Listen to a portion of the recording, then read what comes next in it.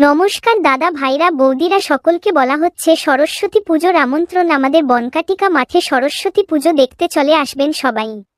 আর সবাই একটা কথা মনে রাখবে, আমার ইউটিউব চ্যানেলটা একটু সাবস্ক্রাইব করে দিবেন। আমার ইউটিউব চ্যানেলটির নাম হচ্ছে বনকাটি সবুজ মাঠ। এটি হচ্ছে আমার ইউটিউব চ্যানেল। সবাই একটু ভিডিওটি দেখুন। সবাইকে আমার পক্ষ থেকে প্রণাম জানাই।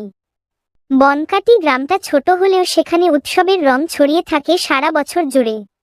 তবে গ্রামের সবচেয়ে বড় আনন্দের দিনগুলো আসে সরস্বতী পুজোর সময়ে।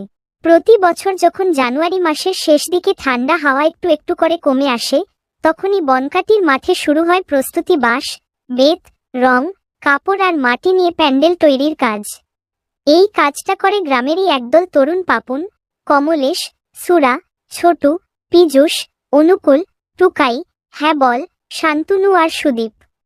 তারা সবাই ছোটবেলা থেকে একসঙ্গে বড় হয়েছে, একসঙ্গে খেলেছে, একসঙ্গে দুষ্টুমি করেছে, আর এখন একসঙ্গে পুজো করে গ্রামের মুখ উজ্জ্বল করছে।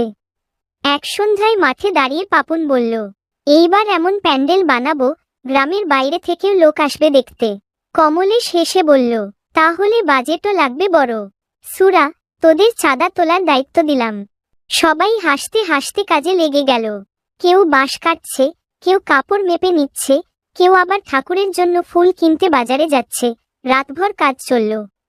টুকাই আর অনুকূল আলো লাগাচ্ছে, পীযূষ রং মিশিয়ে সাজাচ্ছে ঠাকুরের আসন, আর ছোটু গিয়ে সাউন্ড বক্সের তার লাগাচ্ছে। শান্তনু একটা পুরনো গান চালিয়ে দিল, সরস্বতী মহাভাগে। গানটা শুনে সবাই থেমে গেল এক মুহূর্ত। বাতাসে যেন পুজোর গন্ধ ভেসে উঠল। পরের দিন সকালেই মেয়েরা হলুদ শাড়ি পরে প্যান্ডেলে আসে, ছেলেরা পরেছে নতুন পাঞ্জাবি। গ্রামের বাচ্চারা হাতে বই আর খাতা নিয়ে ঠাকুরের সামনে বসেছে। পাপুন ঠাকুরের পাশে দাঁড়িয়ে প্রণাম করল, মা, এইবারও যেন আমাদের পুজো সুন্দরভাবে শেষ হয়। ঠাকুর পুজো শুরু হলো।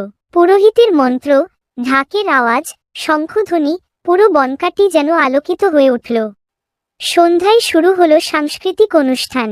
পীযূষ গিটারে সুর তুলল, সুরা গান গাইল, টুকাই নাচল, আর ছোটু মঞ্চে ঘোষণা করছিল মাইকে, এখন আসছে আমাদের প্রিয় অনুকূল দা কবিতা পাঠ।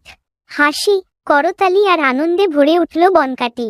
রাত 12টায় সবাই মিলে বসে বই খাচ্ছে। ঠান্ডা হাওয়ায় প্যান্ডেলের আলো দুলছে। কমলেশ বলল, এই পুজোটা যতদিন বেঁচে থাকব ততদিন করব ভাইরা। সবাই একসঙ্গে বলল, জয় মা সরস্বতী। বনকাটির সেই পুজো আজও গ্রামের মানুষের মুখে মুখে ফেরে।